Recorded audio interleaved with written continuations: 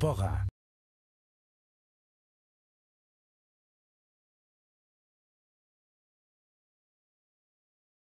Léonard de Vinci cherchait par tous les moyens à découvrir la proportion parfaite des choses. Il était influencé par les mathématiques, et cela se ressentait dans toutes ses entreprises. Il pratiquait une musique orientée vers les mathématiques, la géométrie de la nature, l'astronomie. Sans aucun répit, il cherchait.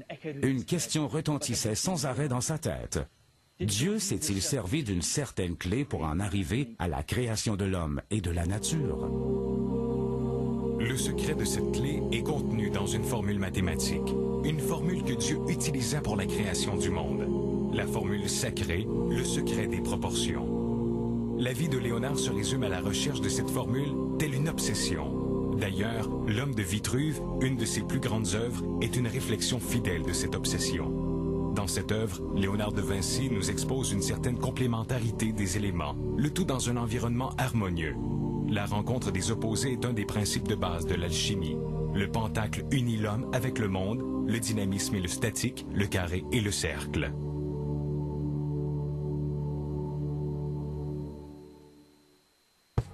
Tous les éléments tentent de s'unir dans un tout afin de se sauver. Peut-être l'inachèvement. Léonard de Vinci. L'assemblage du tronc et des 4 membres rappelle le chiffre 5, chiffre d'importance ésotérique. Il représente l'état exact où l'équilibre est atteint, où les échanges entre le ciel et la terre s'opèrent. Cette pièce est connue pour son motif en forme d'étoile à 5 pointes.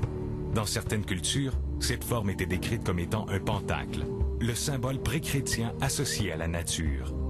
Elle représente l'harmonie entre les éléments féminins et masculins, le yin et le yang de l'Orient. Elle représente également la formule exacte qui révèle la composition de la balance qui équilibre le monde. Créer la vie, comme élaborer une potion magique, nécessite le mélange et le dosage d'épices qui, les unes après les autres, forment le magma.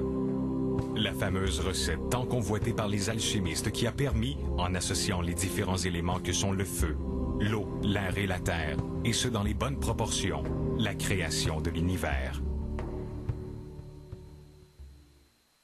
Les notes personnelles de l'alchimiste nous mènent à la connaissance du corps, de sa chimie, à l'étude de ses limites, à l'étude de la vie et de la mort.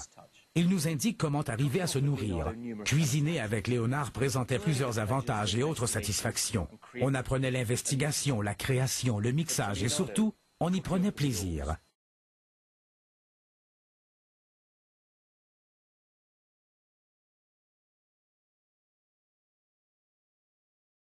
Léonard croyait-il en une vie après la mort? Pouvait-on dire qu'il croyait en la réincarnation? Et où aurait-il pu rencontrer et côtoyer de telles idées? Autour de l'an 1494, personne ne pouvait situer Léonard. Il n'était plus aperçu aux endroits qu'il fréquentait régulièrement. Même si la rumeur voulait qu'il voyageât vers l'Orient, la plupart des biographes doutent de ce fait. Les cahiers de notes de Léonard offrent une description détaillée du mont Taurus en Égypte. En arrière-plan, dans plusieurs de ses œuvres, on peut retrouver certains paysages inspirés de l'Orient. Nous pouvons ressentir cette influence dans son travail d'artiste et d'alchimiste. Les biographes affirment également qu'il était végétarien et qu'il avait un profond respect pour les animaux. La destruction de la nature par l'homme l'inquiétait également. Cette philosophie est aussi très répandue du côté des terres du soleil levant. Ceci est plus qu'une simple coïncidence, spécialement si l'on considère les multiples indices qui suggèrent que sa mère, Katharina, était une esclave du Moyen-Orient.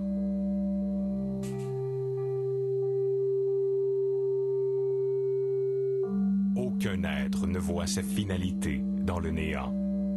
Léonard de Vinci. Toutes ces preuves accumulées, des messages ésotériques de son travail, à l'adoration des mages, montrent l'importance que portait Léonard à cette frontière entre la vie et la mort. Il rendait des visites secrètes dans les hôpitaux et les morgues pour tenter de comprendre la mort et pouvoir ainsi représenter les derniers instants de la vie. Il détaillait la laideur et le grotesque dans le but de saisir la beauté dans son ensemble. Sa passion pour la cuisine, pouvait être perçu comme l'art de transcender le mélange de simples ingrédients. Son homme de Vitruve personnifie clairement sa quête du tout, de l'entier, et met en scène la puissance des opposés. Son appétence à voir la musique de manière mathématique, la vie de manière mécanique, son obsession pour les formules et la proportion exacte de toute chose. Tout ceci n'est-il que soupçon? Où pouvons-nous trouver plus d'éléments pour corroborer ces affirmations? Pendant que Léonard créait les plus grandes œuvres de l'histoire de l'humanité à l'aide d'huile et de teinture, n'aurait-il peut-être pas mis le doigt sur la quintessence des choses? Certains croient que les écrits de Léonard n'ont pas tous été retrouvés. Léonard lui-même les aurait-il détruits?